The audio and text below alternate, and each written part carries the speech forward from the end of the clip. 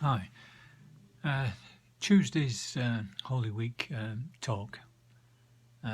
It's based on the passage from John 12, and it's verses 20 to 36. So I'll just be looking at the last few verses of that particular gospel passage.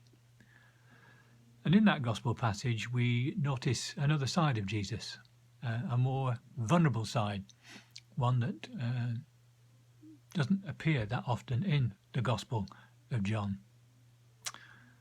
His soul is troubled, and we had a glance of this side in Jesus in the previous chapter when he wept over the death of his mate Lazarus. And we see it again at the beginning of chapter 12, when in deep gratitude he allows the washing of his feet by Mary.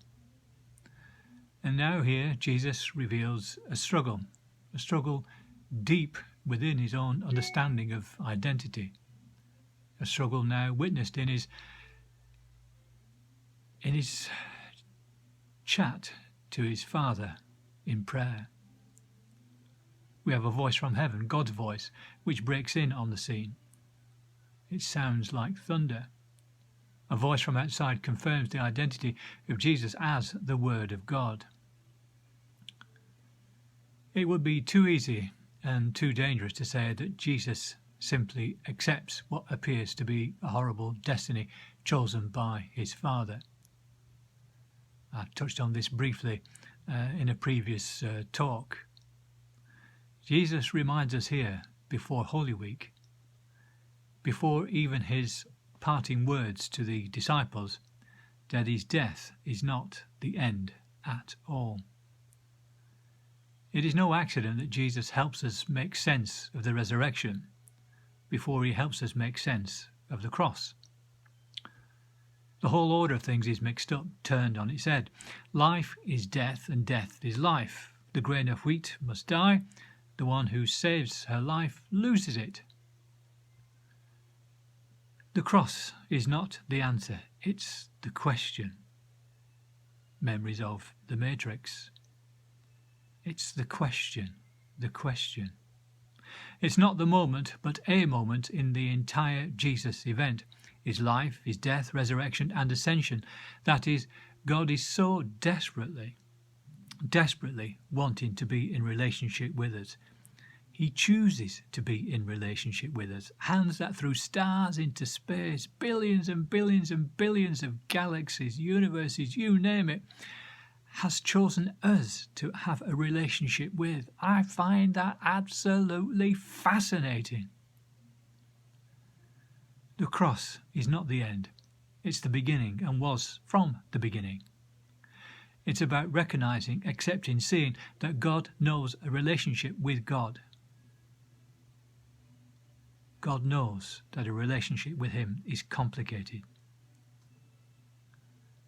And that Jesus is no easy answer, because it actually matters. That God became human, not just that God died. It matters that God wanted to know what it meant to live like us and not just die like us. Because the cross, in the end, was the necessary complication to make life with God now and forever possible.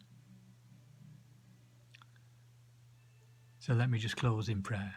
Dear God, we so want to make sense of what happened to you, to justify your death, to make it worthwhile, to insist that it has to mean more than what it was. Yet today, Jesus, your Son, reminds us that you don't need our justification, our rationalization or explanation, because your death was all part of what it meant to live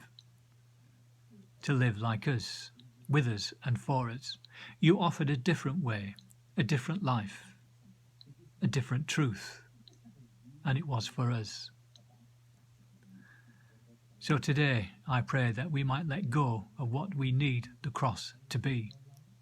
All our preconceptions of what the cross is, just let them go, so that we can be open to what the cross already is for us. That we might see, finally, that you lived. And because you lived, we live. And we live because you died. Amen.